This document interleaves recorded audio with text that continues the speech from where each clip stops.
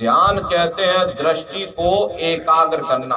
कैसे आप लोग ध्यान करोगे, अच्छी तरह समझ लीजिए। पलथी मार के घर में बैठ जाना, ये बाहर से अपनी आंख को बंद कर देना। दोनों आंखों के मध्य भाग में जहां पर देवियां बिंदी लगाती, पुरुष जहां टीका लगाते, दोनों आंखों के मध्य भाग में दूर सामने आप लोग देखिएगा, आपको सामने अंधेरा दिखाई पड़ेगा। उसी अंधेरे में एक पुतलियां हिलने ना पाए। शुरुआती समय में ये आंखों की पुतलियां हिलेंगी, लेकिन जब आप अभ्यास करोगे, करत करत अभ्यास ते जड़मत होत सुजान, जब अभ्यास करते रहोगे तो आंखों की पुतलियां हिलना बंद हो जाएंगी। तो दूर सामने अंधेरे में एक जगह अपनी दृष्टि को एकाग्र करिएगा।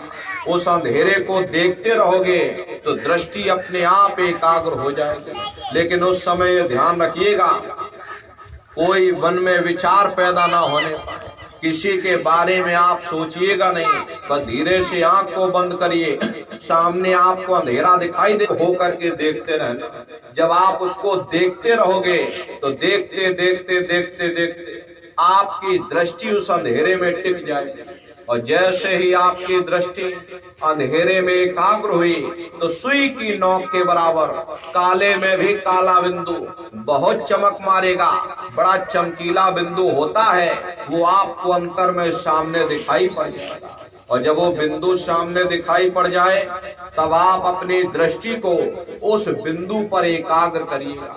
प्रेमी भाई बहनों, जब आप अपनी दृष्टि उस बिंदु पर एकाग्र करोगे तो शुरुआती समय में बिंदु के चारों तरफ से बड़ा भारी प्रकाश निकलेगा, चक्र की तरह से बहुरंगी प्रकाश होगा। और वो प्रकाश धीरे धीरे धीरे धीरे बढ़ता चला जाएगा। साधक इतना मोहित हो जाता है कि बिंदु को छोड़ देता और दाएं बाएं प्रकाश को देखने में लग जाता है। प्रेमी भाई बहनों, चूंकि प्रकाश उस बिंदु से निकल रहा और आपने बिंदु को छोड़ दिया और प्रकाश को देखने में लग गए तो प्रकाश भी गायब हो जाएगा और बिंदु भी गायब हो जाएगा, फिर अंतर में अंधेरा छा जाएगा। इसलिए दाएं बाएं देखने की जरूरत नहीं है। आपका निशाना उस बिंदु पर टिका रहे जिसमें से वो प्रकाश निकल रहा। एक टक हो करके आप उस बिंदु को देखते रहना। देखते देखते आपकी दृष्टि उस बिंदु पर एकाग्र हो जाएगी। और जैसे ही आपकी दृष्टि बिंदु पर एकाग्र हुई, वही बिंदु दरवाजा है, वही बिंदु खिड़की है, उसी को हरि का द्वार कहा गया। वो हरि द्वार खुलने लग जाएगा, बहुत विशाल दरवाजा।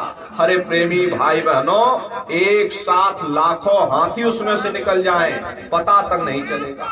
इतना बड़ा विशाल दरवाजा है। आप उस दरवाजे के अंदर दाखिल हो जाओगे, बहुत बड़ा मैदान आपको दिखाई पड़ेगा।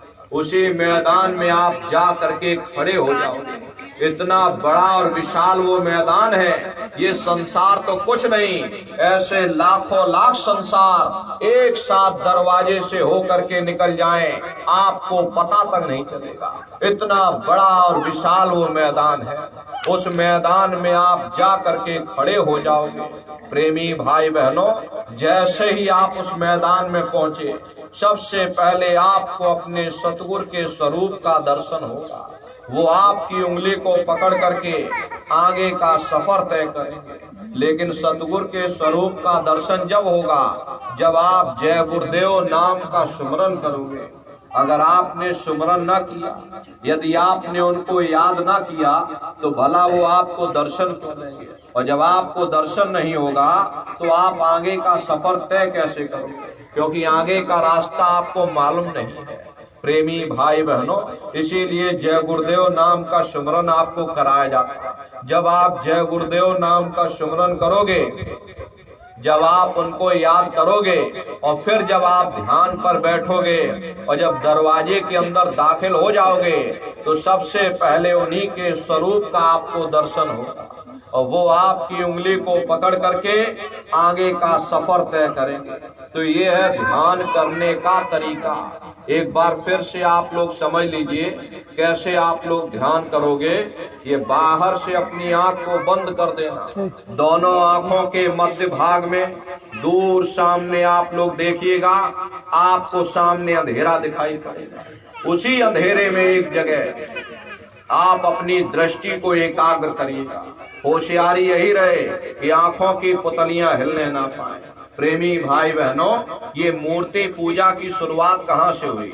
मूर्ति पूजा की शुरुआत वेद व्यास जी महाराज के समय से शुरू हुई।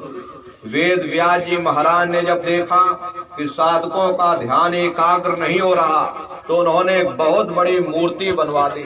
उस मूर्ति की बड़ी बड़ी आंखें बनवाई और साधकों से कहा कि तुम अपनी इन आंखों को मूर्ति की आंखों में टिकाओ।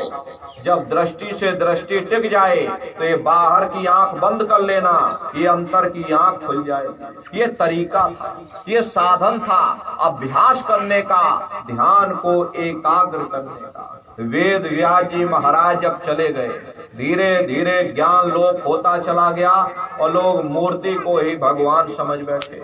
हरे नर नारियों, प्रेमी भाई बहनों, तो ध्यान करने का तरीका आपको समझाया गया। बाहर से अपनी आंख को बंद करना, आंखों पर जोर मत देना। यदि आप अपनी आंखों पर जोर डालोगे तो आंखों की पुतलियों में दर्द होगा और फिर आप अपनी आंखों को खोल दोगे। इसलिए आप अपनी आंखों पर बिल्कुल जोर मत देना। जैसे सोते समय धीरे से अपनी आंख को बंद करते हो, ऐसे धीरे से अपनी आंखों को बंद कर लेना और दोनों आंखों के मध्य भाग में जहां पर देवियां बिंदी लगाती, पुरुष जहां टीका लगाते, ये दोनों आंखों के मध्य भाग में दूर सामने आप लोग देखिएगा, वो अंधेरा रूपी पर्दा आपको दिखाई पड़ेगा। उसी अंधेरे को आप देखते रहो। देखते देखते देखते देखते आपकी दृष्टि अंधेरे में टिक जाएगी और जैसे ही आपकी दृष्टि उस अंधेरे में टिकी, वो चमकदार बिंदु आपको दिख जाएगा। और जब आपको वो बिंदु दिख जाए तब आप अपनी दृष्टि उस बिंदु पर टिका देना। वही बिंदु दरवाजा है, वो दरवाजा खुल जाएगा, ये शिव नेत्र खुल जाएगा, ये दिव्य दृष्टि खुल जाएगी और आप दरवाजे के अंदर दाखिल हो जाएंगे। तो यह है ध्यान करने का तरीका। और तीसरा है भजन। भजन कहते हो शब्द को सुनना, उस नाम को सुनना, उस आवाज को सुनना जो मालिक के घर से आवाज आ रही है। तो कैसे आप लोग भजन करोगे? अच्छी तरह से समझ लीजिए। ये आंख और कान को बंद करिएगा, दोनों उंगली कानों में डाल करके ये कानों को बंद कर देना। अपनी सुविधा के अनुसार आप लोग बैठिएगा। कुर्सी पर चाहे कुर्सी पर बैठ जाओ, सोफे पर चाहे सोफे पर बैठ जाओ, या कोई कड़ा तकिया नीचे रख लो और दोनों कोहनी उसके ऊपर रख करके दोनों उंगली कानों में डाल के कानों को बंद कर लो। अब बहुत सी माताएं बहनें बूढ़े बुजुर्ग, मान लो आपके घुटनों में दर्द होता या रीढ़ की हड्डी में दर्द होता, आप बैठ करके भजन नहीं कर पाते हो तो आप लेट करके भजन करिए। ऐसे सीधे लेट जाओ और लेटे लेटे आंख और कान को बंद कर लो। अरे मतलब तो आंख और कान को बंद करना है, चाहे लेट कर करो या चाहे बैठ करके करो, तो अपनी सुविधा के अनुसार। यही कहा गया कि आंख कान मुख बंद कराओ, अनहद झिंगा शब्द सुनाओ। यानी पहले अपनी आंख को बंद करो, अपने मुख को बंद करो, दोनों उंगली कानों में डाल करके ये कानों को बंद कर लो और ऊंचे से ऊंचा ध्यान दे करके उस आवाज को सुनने की कोशिश करो। जब आप अपने कानों को बंद करके ऊंचा ध्यान दे करके सुनोगे, आपको अनुभव होगा कि कहीं सीटी जैसी आवाज हमारे कानों में गूंज रही है, हर एक को सुनाई पड़ेगी। इस तरह से सीटी जैसी आवाज करना आपको कुछ नहीं है। लेटे हो चाहे बैठे हो, आप सिर्फ उस आवाज को सुनते रहना। सुनते सुनते सुनते सुनते आप उसी में लीन हो जाओ। जब आप उसमें लीन हो जाओगे तो कुछ समय बाद में आपको फिर दोबारा अनुभव होगा कि कहीं बड़ी दूर से एक महीन आवाज, घंटे और शंख की आवाज हमारे कानों में गूंज रही है। जैसे मंदिरों में घंटियां बजती हैं, टन टन टन टन टन, इस तरह से घंटे और शंख की, उसी घंटे शंख की आवाज को महात्माओं ने शब्द या नाम कहकर याद किया। लिखा गया है कि प्रेमी भाई बहनों, पोथी पढ़ पढ़ जग मुआ और पंडित भया न कोई, और 2.5 अक्षर प्रेम का पढ़े सो पंडित हो। 2.5 अक्षर का मतलब प्रेम नहीं होता, प्रेम में तो मात्रा है। 2.5 अक्षर को महात्माओं ने शब्द कहा, शा आदा बा और दा। प्रेमी भाई बहनों, उसी घंटे शंख की आवाज को महात्माओं ने शब्द कहकर के याद किया। उसी घंटे शंख की आवाज को महात्माओं ने नाम कहकर के याद किया कि कलयुग केवल नाम आधारा और सुमेर सुमेर नरोत्तर ही पारा। कलयुग में केवल नाम का आधार है और वो नाम तुम्हारे अंदर रात और दिन धुनकारें दे रहा। प्रेमी भाई बहनों, उसी घंटे शंख की आवाज को मुसलमान फकीरों ने कलमा कहकर याद किया। उसी घंटे शंख की आवाज को ईसा मसीह साहब ने वर्ड या लागस कहकर याद किया। उसी घंटे शंख की आवाज को गुरु नानक साहब ने धुर की वाणी सच्ची वाणी अनहद वाणी कहकर याद किया। उसी घंटे शंख की आवाज को हिंदू महात्माओं ने देववाणी आकाशवाणी कहकर याद किया। चीन में जो महात्मा हुए उन्होंने इसको ताओ कहकर याद किया। उन अलग अलग महात्माओं ने अपनी अपनी भाषा में अपने अपने कौम मजहब मुल्कों में बैठ करके हम जीवों को समझाने की कोशिश की कि भाई वो शब्द वो नाम तुम्हारे अंदर रात दिन धुनकारें दे रहा। आप उस आवाज को सुनने की कोशिश करो।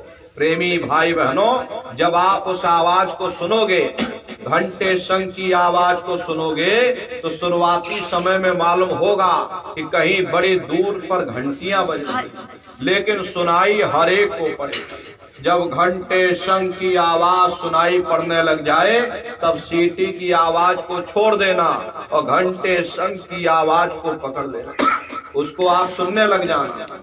जब आप उसको सुनने लग जाओगे तो सीटी की आवाज धीरे धीरे बंद हो जाएगी और घंटे शंख की आवाज बढ़ने लगेगी। बढ़ते बढ़ते इस कदर बढ़ेगी कि आपके रोम रोम में वो घंटे और शंख की आवाज गूंजने लगेगी।